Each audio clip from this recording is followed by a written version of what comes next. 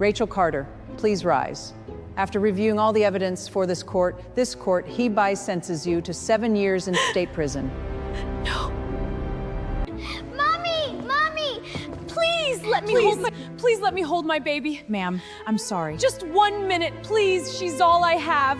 Your Honor, please. Mommy, I don't want you to leave me. Richard. I'm here. Please, take care of Lily. I will. Promise me, she'll never think I abandoned her. I promise. Listen to me, sweetheart. Come home with me, Mommy. I will. When? Close tonight.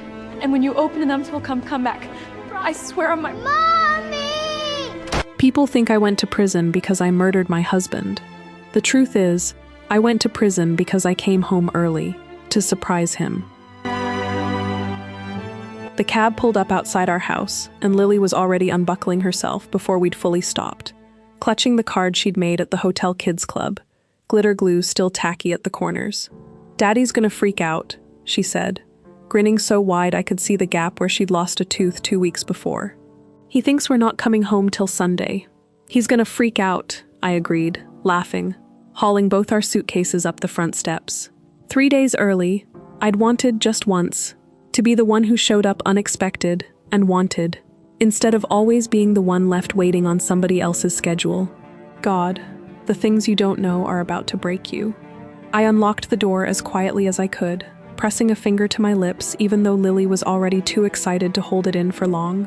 The house smelled like him: coffee, cedar, home.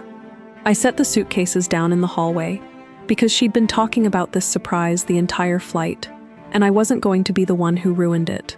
"Surprise, Daddy," she shouted, already halfway up the stairs before I could stop her. I followed her up, smiling, my hand trailing the banister, 3 days of ocean air still clinging to my skin. I was thinking about how his face was going to look.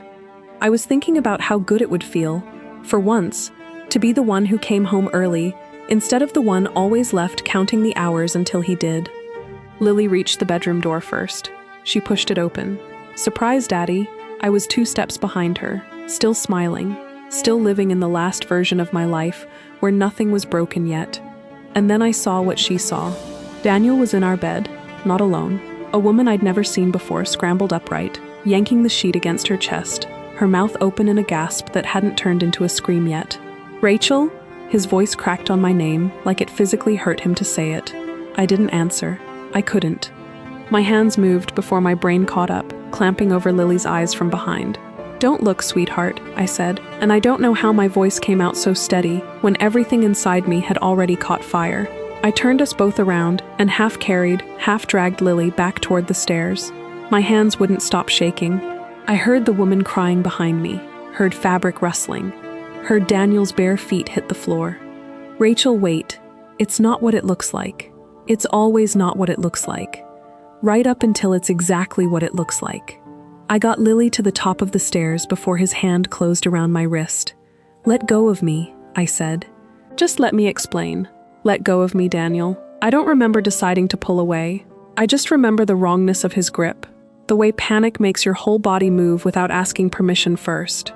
I wrenched my arm free and shoved him back, hard, just trying to put distance between us before Lily saw any more than she already had. He stumbled. His foot caught the edge of the runner rug. I watched it happen almost in slow motion. The way his arms pinwheeled, the way his head snapped sideways as he went down, the sickening crack of his temple against the corner of the marble console table in the hallway. Then nothing. He didn't move. Blood. There was so much blood, dark and spreading fast against the pale hardwood. The woman screamed from the bedroom doorway, one hand pressed to her mouth. "Oh my God. Oh my God, what did you do?" "I didn't." My voice broke apart completely. "He fell." "He fell? I didn't." Lily was screaming now too, a high, terrified sound I'd never heard come out of my daughter before, and I couldn't tell anymore whose hands were shaking harder, mine or hers. I knelt beside him, pressing my scarf against the wound the way I'd seen in some movie once. Whispering his name like that could fix anything. "Please wake up. Please, Daniel, please." Someone must have called for help, because I heard sirens before I even thought to reach for my phone. Red and blue lights strobed through the window, boots on the porch steps, a voice telling me to step back, hands where they could see them. I didn't understand yet that the next words out of that hallway were going to decide the rest of my life. She attacked him, the woman's voice, thin and shaking, aimed at the officer nearest her. I saw it. She pushed him. She meant to hurt him. That's not... I started, my voice barely holding together. He grabbed my wrist. I was trying to get my daughter away from him. I didn't mean for him to fall. Nobody looked at me the way they looked at her. The paramedics loaded Daniel onto a stretcher, his face slack, a neck brace already fitted, blood matting his hair at the temple. I reached for his hand without thinking. Old habit. The reflex of a wife who still loved him 20 minutes ago. And an officer pulled me back before I could touch him. "Ma'am, I need you to turn around." Cold metal closed around my wrists. Lily was crying somewhere behind me now, held back by a neighbor who'd come out onto her porch to watch the worst night of my life unfold like a show.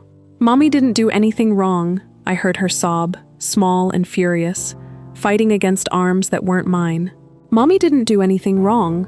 I wanted so badly to believe her the way she believed me. The officer guided me toward the cruiser, one hand on top of my head, and the last thing I saw before the door shut was my daughter's face pressed against a stranger's shoulder, watching me disappear. The station smelled like burnt coffee and old paper. They sat me in a room with a metal table bolted to the floor and asked the same question 4 different ways.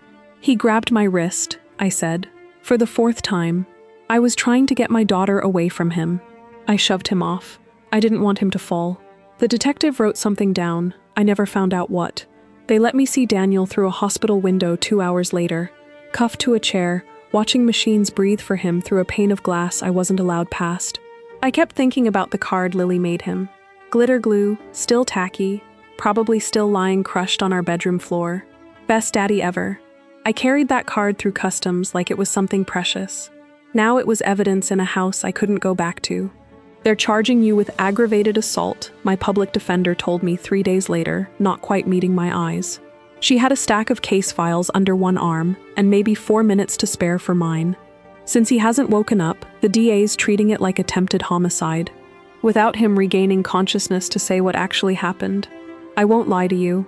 This is an uphill fight. He'll wake up, I remember thinking. He has to. He'll tell them the truth. I didn't know yet that the truth would take 3 years to find its way back to me. The custody hearing happened fast. Too fast. No family close enough. No savings. A house that was now a crime scene. The judge said the word foster like it was already decided. Like Lily was a line item instead of my daughter. That's when Richard stood up in the gallery. "I'll take her," he said. Just like that. My boss for 4 years, the man who signed my paychecks, remembered how I took my coffee, never once made me feel small for being a single mother stretching a receptionist's salary 2 ways. The judge looked surprised. I looked more surprised. "Temporary guardianship," Richard clarified. "Until this is resolved." I had no better option left. I signed the papers with a hand that wouldn't stop shaking, watching Lily hold a stranger's hand in the hallway. Not a stranger exactly, but not her mother either. The night before the trial, they gave me 20 minutes with her. Lily climbed into my lap the way she used to when she was small enough to fit there, and pressed the ruined "Best Daddy Ever" card into my hands. "I don't want him to have it anymore," she whispered. "I want you to have it. I still have that card. I'll have it until the day I die." The woman from the bedroom, I learned later her name was Vanessa, testified with her hands folded and her voice steady, every word aimed like it had been sharpened beforehand. She attacked him. She meant to hurt him. I saw the whole thing. My lawyer asked one question on cross-examination. Vanessa didn't so much as blink answering it.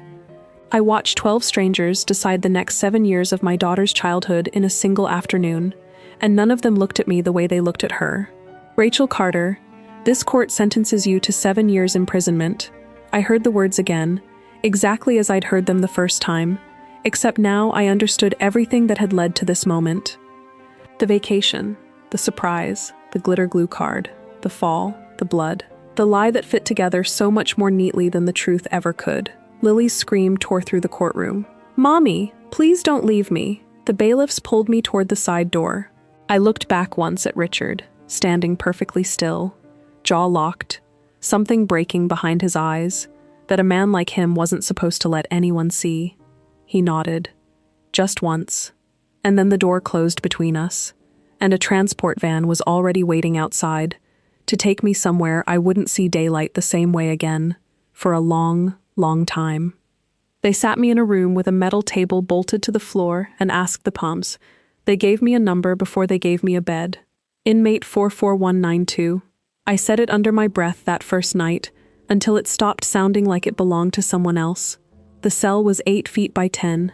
Concrete walls the color of nothing. A steel bunk, a toilet with no lid. I lay there listening to a stranger cry 3 cells down and thought, this is where Lily's childhood is going to happen without me. The nightmares started the second week. Always the same one. Lily's scream in the courtroom, looped. Except in the dream I never make it to the door before they pull me away completely, and I wake up with my hand still reaching for a daughter who isn't there. I stopped telling the prison counselor about them. Some things you just learn to carry alone. I marked the days on the wall, beside my bunk, with a pencil stub sharpened against the concrete floor. Tiny lines, tight rows scratched into old paint that other women had scratched before me. A calendar made of nothing but waiting. Richard came every month, always with Lily. For the first 2 years, he never missed one. I watched my daughter grow up through a scratched visitation window. 5, then 6, then 7. Her handwriting on my letters going from crayon loops to something almost legible. Her hugs at the end of each visit getting shorter, not because she loved me less, but because leaving hurt her more each time, and some part of her had learned to protect herself from it. One visit, she wouldn't let go of my neck at all. A guard had to peel her off gently while she sobbed. I didn't cry until I was back in my cell. I believed, the whole time, that Daniel was still lying in that hospital bed exactly the way I'd left him. A letter from my lawyer had said as much. Comatose, no change, no further statement possible. I carried the guilt of that image everywhere. I'd put a man in a coma. I told myself I deserved every one of these years for it. I didn't know yet how wrong that guilt was aimed. Richard's visits started changing sometime around year 2. He came on months he wasn't bringing Lily at all, sat across from me in silence some days. Like just being there mattered more than anything either of us could say. Neither of us named what that was. I didn't have room in my life for anything except surviving it. I earned my GED that year, started a small literacy class for 2 other women who'd never learned to read past a 3rd grade level. It wasn't much, but it was proof I hadn't been erased completely, even in a place built to erase you. Then, one visit near the end of year 2, Richard told me something that broke me cleaner than anything the sentence itself had. She asked me last week, he said, not quite looking at me, if I was her dad now. I didn't blame her for asking. I blamed every single day that had been stolen to make that question make sense to a 7-year-old. There was a night, not long after that, when I stopped eating for 2 days. Not on purpose. My body just quietly gave up asking for anything, the way you do when hope starts costing more than it gives back. It was another inmate, someone who'd had a visitor from the outside, who first said the words that cracked something open in me. "Girl," she said, chewing on nothing, eyes somewhere far away. "My cousin works over at that hospital, said something about your husband's file don't add up right, said the dates are weird." I didn't sleep at all that night, not from the nightmare this time, but from a single thought I couldn't put down. What if he never stayed unconscious at all? I couldn't ask anyone official. Asking the wrong question in a place like that only gets you flagged, watched, punished. So I wrote to my lawyer instead. Careful. Worded so it wouldn't sound like paranoia, even though that's exactly what it felt like at 3 in the morning. "Can you confirm Daniel's current medical status? I want to understand what I'm actually serving time for." It took 6 weeks for a reply that told me nothing at all. Richard's next visit fell on a gray Tuesday in March. I almost didn't ask him. Some part of me was afraid that saying it out loud would make it either true or humiliating, and I didn't know which one scared me more. "Do you know anything?" I said finally, "about Daniel's condition?" Really know, I mean. Not what the lawyers tell me. Richard went very still. That stillness told me more than any answer could have.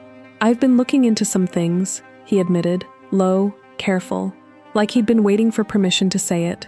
"I wasn't going to bring it to you until I was sure. I didn't want to give you false hope." "Richard," my voice came out sharper than I meant it to. "Tell me."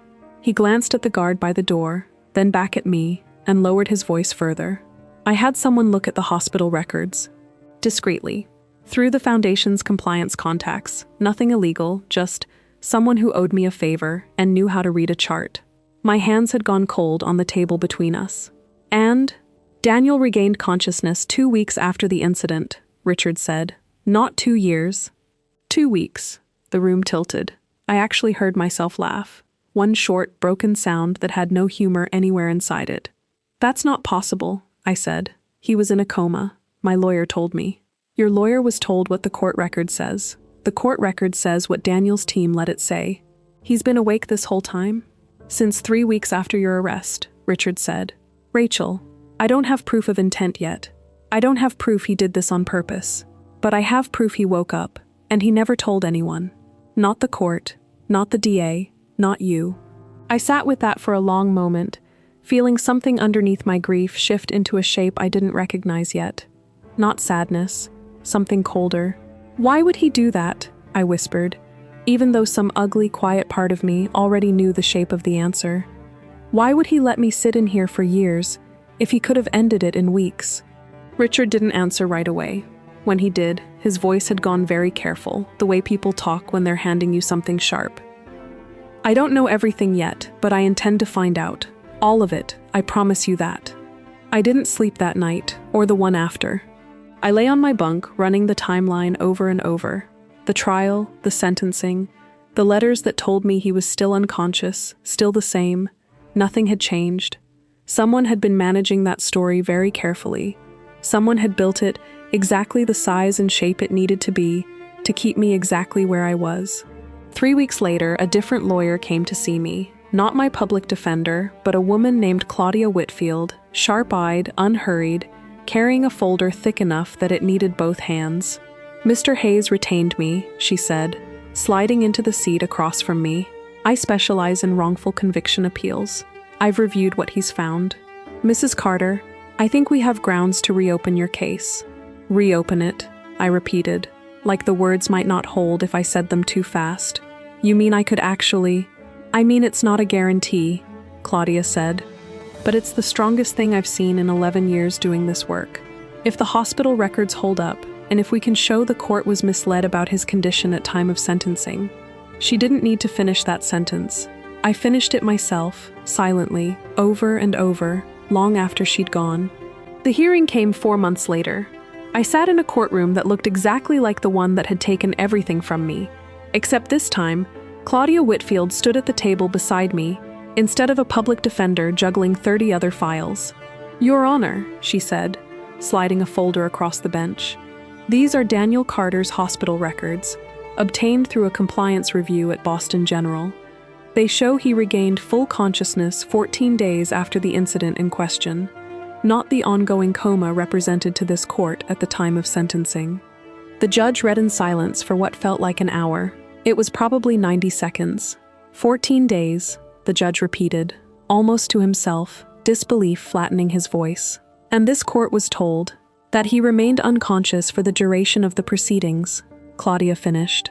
We believe that misrepresentation directly shaped Mrs. Carter's sentencing. I didn't cry. I sat with my hands folded, watching 3 years of my life get reduced to a folder someone had finally read correctly. Conviction vacated, the judge said, effective immediately. Mrs. Carter is to be released from custody today. 2 words undid 3 years. Vacated, immediately. I didn't feel the relief people talk about, just a hollow, ringing quiet, like something had been removed from me faster than my body could catch up to the empty space it left. Then the assistant DA rose. Your Honor, given the court's findings, the Commonwealth is opening a criminal inquiry into Daniel Carter for perjury and obstruction of justice. I turned my head. Daniel was there, 3 rows back, in a gray suit, like he'd come expecting sympathy instead of a reckoning. I watched 2 detectives move down the aisle toward him before the words had even finished landing. Daniel Carter, you're under arrest. Handcuffs, cold and metallic in the hush of that courtroom. Vanessa, somewhere behind him, made a sound like all the air had gone out of her at once. Daniel's face didn't crumble the way I'd imagined it would in 3 years of picturing this exact moment. It just went blank, like a man watching his own math finally fail to add up. Lily was there. Richard had brought her, hoping, praying maybe, that this would be the day. She stood at the end of the gallery row, small hand gripping the back of the bench, watching the man she used to call Daddy get led past her in cuffs. She didn't cry. She didn't look away either. "Is it over?" she asked. To no one and everyone. "Is he really not coming back this time?" I couldn't answer her from across the room. I could only watch her watch him, and think about every night in that cell where I'd carried guilt for a man who'd spent 3 years letting me carry it on purpose. The bailiff finally waved me forward, and something in me broke loose enough to move. I crossed the courtroom on legs that didn't feel like mine, and Lily turned the second she heard my steps. 8 years old now, 3 years older than the girl who'd screamed my name from a bailiff's arms, taller, thinner in the face, careful in a way 8-year-olds shouldn't have to be. She didn't run right away. She looked at Richard first, like she needed to check it was safe. A child shouldn't have to check which adult is safe to run toward. That half-second told me more than any sentence a judge had ever handed down. Then she ran. I dropped to my knees right there on the courthouse floor, arms already open, and she crashed into me hard enough to nearly knock me back. I held on like I could pour 3 stolen years back into my body just through the shape of her against my chest. "Mommy's here," I whispered into her hair. "I'm not going anywhere. I promise." "I promise," she whispered back, so quiet I almost missed it. "I know. Not I missed you. Not I love you, just I know." The careful, guarded vocabulary of a child who'd learned not to expect too much, even from me. I looked up at Richard, still standing a few feet back, hands in his pockets, the same careful distance he'd kept through 3 years of monthly visits. "Thank you," I said, and it felt so small against everything he'd actually done that I said it again anyway. "Thank you." He crossed the distance and pulled me into a hug that lasted a few seconds longer than an employer's hug should. I let it. I needed it more than I understood in that moment. Behind us, through the courtroom doors, I could still hear Daniel's voice, raised now, arguing with the detectives about his lawyer, about his rights, about anything except the truth he'd buried for 3 years. Lily didn't look back toward the sound. She just held on tighter to my hand, like she'd already decided which direction she was facing from now on. "Can we go home?" she asked. I realized, standing there, that I didn't actually know what home meant anymore. Not the house with the marble table, not a cell, not anywhere I'd been in years. "Yeah, baby," I said anyway. "Let's go home." The apartment Richard found us was small. 2 bedrooms, a kitchen with actual counter space, a window in Lily's room that looked out over a little community garden instead of a parking lot. He didn't call it charity, he just handed me the lease and said, "You can pay me back whenever, or never. Doesn't matter to me." I hated how much I needed that offer. I took it anyway. The nightmares started the first week. I woke at 2 a.m. to Lily screaming, a sound with no words in it. Just raw terror pouring out of a child who couldn't tell the past from the present anymore. I found her sitting bolt upright, hands clawing at the wall behind her, eyes open and seeing nothing that was actually in the room. "Don't take me," she sobbed. "I'll be good. I'll be good." I reached for her. She fought me off, small fists hitting air, trapped somewhere I couldn't follow her into. I didn't know what to do. I sat on the floor beside her bed instead, palm up on the mattress, not touching her, just there. "I'm here," I said, over and over, quiet as I could. "I'm not leaving. I'm here." It took 10 minutes. Her breathing slowed. Her hand finally found mine. "Mr. Richard counts," she whispered. 1 to 10. That's what makes it stop. Something in me cracked hearing that. Not broke, cracked, the way glass does when it holds together anyway. I called him the next morning. No greeting, no preamble. "The counting thing," I said. "When did you figure that out?" A long pause on the line. "Month 6, he said quietly. After a lot of nights, I didn't know what I was doing either. I sat with that for a while after we hung up. Not resentment this time, just something closer to recognition. He hadn't taken my place in those 3 years. He'd just stood in the gap I couldn't fill from behind a locked door. Richard came around often after that. Never announced, never demanding. He'd just show up with groceries, or a leaking faucet would get fixed before I noticed it was broken, or Lily's school folder would be signed, a day before I remembered it existed. "You don't have to keep doing this," I told him one evening, watching him tighten a hinge on our kitchen cabinet that had been loose since we moved in. "I know," he said, not looking up. "I want to." Daniel made bail 3 weeks after his arrest. His lawyer filed a custody motion within days, using my prison record like a weapon he hadn't earned the right to swing anymore. 3 years stolen, and he still thought the system owed him one more thing from me. Vanessa reached out before the hearing. I almost didn't answer the number. "I didn't know he was still married when it started," she said, voice thin over the phone. "I found the divorce papers were never filed. 6 months in. By then I was already—" She stopped herself. "I'm testifying against him. The custody thing, the perjury, all of it. I owe you that much." I didn't forgive her. I wasn't ready for that, but I let her help. The custody motion collapsed within a month, buried under Daniel's own criminal charges and Vanessa's testimony. I didn't celebrate. I just felt something in my chest unclench for the first time in longer than I could remember. One evening, after Lily had finally fallen asleep without waking twice, I found Richard on the fire escape outside the kitchen window, 2 mugs of coffee balanced on the railing, waiting like he already knew I'd come find him. "You didn't have to stay tonight," I said. "I know," he said again. Same 2 words. I was starting to understand they meant something different every time he said them. We sat there a while in silence, close enough that our shoulders almost touched, the city humming quietly below us. "I don't know how to let anyone take care of me anymore," I admitted, staring at the coffee instead of him. "Prison teaches you that. Depending on someone is how you get hurt." "I'm not asking you to depend on me," Richard said. "I'm just not going anywhere." I turned to look at him, and he was already looking at me, closer than I'd realized, his hand resting near mine on the railing, not quite touching. "Richard, you don't have to say anything," he said quietly. "I just needed you to know. I don't know which of us moved first. Maybe neither of us did. Maybe we just stopped holding the distance apart, the way we had for 3 years of monthly visits and courtroom hallways and careful employer-shaped hugs." His hand came up to my jaw, gentle, like he thought I might still bolt. I didn't. The kiss was slow, careful, the kind that asks a question instead of making a demand. My hands found the front of his shirt, not pulling him closer, just steadying myself against something that finally felt solid. When we broke apart, neither of us said anything for a long moment. The city kept humming below us like nothing in the world had just quietly rearranged itself. "This is going to complicate everything," I whispered. "Probably," Richard said, and for the first time since I'd known him, he actually smiled.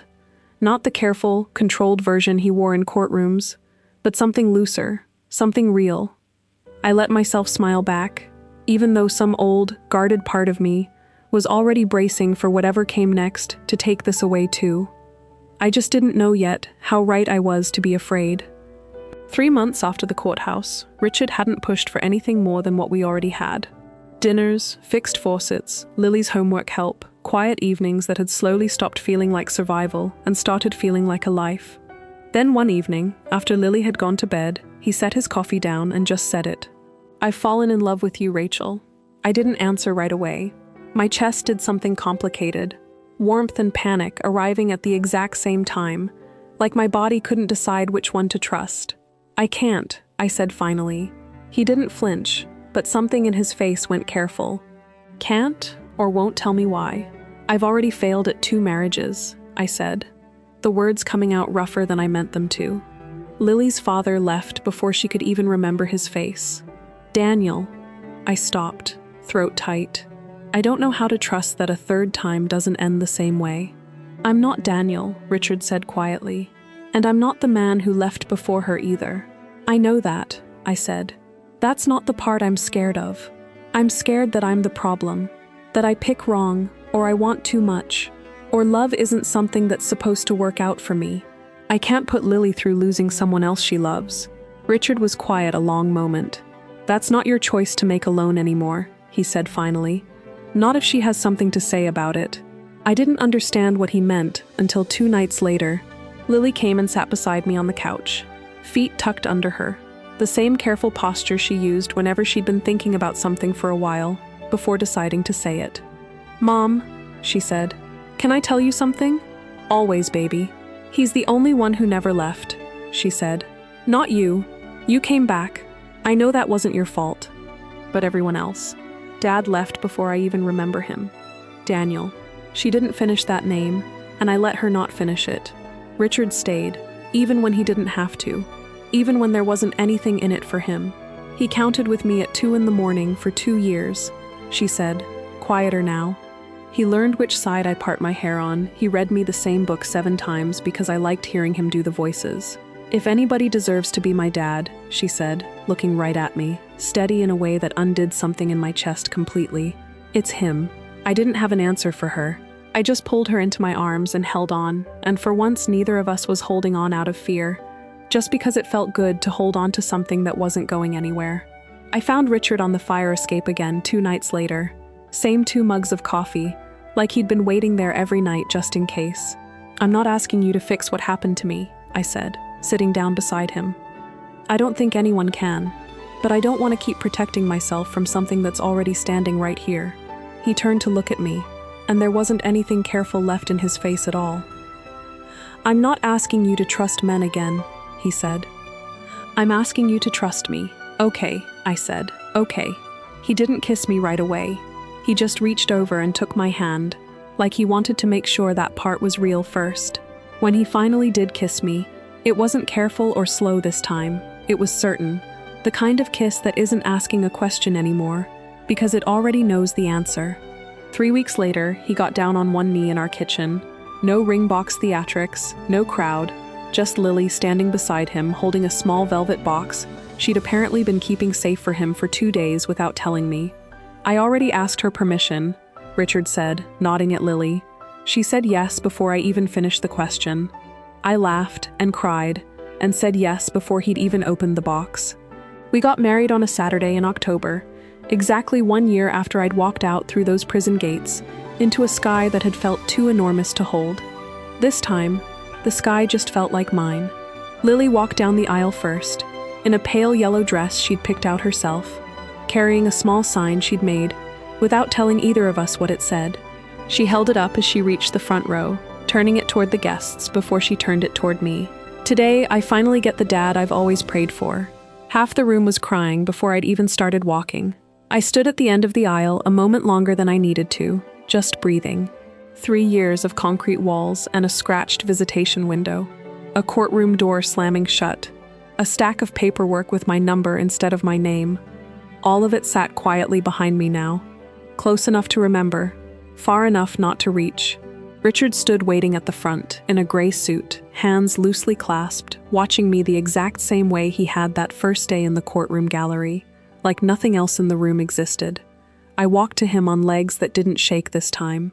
"Hi," I whispered, when I finally reached him. "Hi," he said back, smiling in the loose, unguarded way I'd only ever seen on the fire escape, now given room to exist in front of everyone. The officiant said the words, we said ours back. I don't remember most of the ceremony itself, just the warmth of his hands around mine, and Lily standing just off to the side, beaming in a way that made her look, for the first time since I'd come home, like an 8-year-old with nothing left to guard against. When it came time for the vows, Richard didn't recite anything rehearsed. "I'm not asking you to trust men again," he said, echoing the words he'd first said to me on that fire escape. "I already told you that. I'm just going to keep showing up until you stop needing to hear it and start just knowing it." I didn't trust my voice enough to answer in full sentences. I just said, "I know," and meant it the way Lily used to mean it. Quiet, guarded, and finally true. Later, at the small reception in the backyard of the house we'd bought together, Richard formally signed the adoption papers, making Lily his daughter, not just in the ways he'd already earned, but in every way the law could put on paper.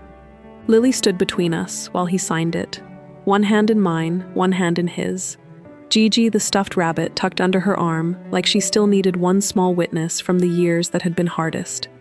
Somewhere across town, I heard later, Daniel sat alone in a courtroom holding cell, awaiting his own trial date, watching the minutes of his life tick by, in a room with no window, and no one waiting for him at the other end of it. He'd spent years deciding how much truth I was allowed to have. In the end, the only sentence he couldn't out-argue was the one that mattered most. The family he'd thrown away for a lie he thought he could manage forever. That night, after the guests had gone, and Lily had finally fallen asleep in her own bed without a single scream, Richard and I sat together on the same fire escape where all of this had actually started. "You okay?" he asked. For the first time since that morning, I said, resting my head against his shoulder, watching the same city hum below us that had once felt so impossibly large. "I'm not afraid of what's behind the door anymore." He didn't say anything back. He didn't need to. He just held on, and for once so did I. Not out of fear this time, but because I finally understood what it meant to stay. A year later, Lily turned 9 in September and asked for exactly one thing: a real slumber party. The kind she used to watch other kids talk about in the hallway at school, back when a stable Friday night still felt like something that happened to other families. We gave her 7 girls, 2 pizzas, and a backyard full of string lights. She fell asleep at midnight in a pile of sleeping bags, laughing about nothing, and I stood in the doorway watching her for longer than I probably needed to. Daniel took a plea deal that spring, 18 months for perjury and obstruction, a fraction of what he'd cost me, but the judge said what mattered to me most, out loud, on the record, in front of everyone. This court acknowledges that Rachel Carter's imprisonment was the direct result of the defendant's deliberate deception. I didn't need him to serve 3 years to match mine. I just needed someone in a robe to finally say, plainly, that none of it had been my fault. Vanessa moved out of state not long after. She sent one letter before she left, not asking for forgiveness, just saying she hoped Lily grew up far away from anything that looked like the two of us. I didn't write back, but I kept the letter, tucked behind the glitter glue card in the box where I keep the things that remind me how far we've come. Richard still counts to 10 some nights, out of habit more than necessity now. Lily's nightmares come rarely these days, maybe once every few months, usually around the anniversary of the trial, and even then they pass faster, softer, like an old scar aching in cold weather, instead of an open wound. She calls him Dad now, easily, the way she used to have to practice calling him Richard around other people so she wouldn't slip. Nobody had to teach her that word. She just grew into it. The same slow way trust always grows once someone finally proves it's safe to hold on to. Some evenings, I still sit out on that fire escape alone for a few minutes before coming inside. Not out of sadness anymore, just habit. A small ritual that reminds me what it felt like the night everything changed. The city still hums the same way underneath it. I'm just not braced against it the way I used to be. Last week, Lily asked me, out of nowhere, over dinner, "Do you think Gigi knows she's not just a stuffed rabbit anymore? Like, does she know she made it?" "I think she knows," I told her. "I think she's the only one of us who was sure the whole time." Richard reached for my hand under the table, the same steady, unhurried way he always does, like it's still worth doing even after everything. I laced my fingers through his without having to think about it anymore. For the first time in longer than I can remember, the story I tell myself at night isn't about survival. It's just about home.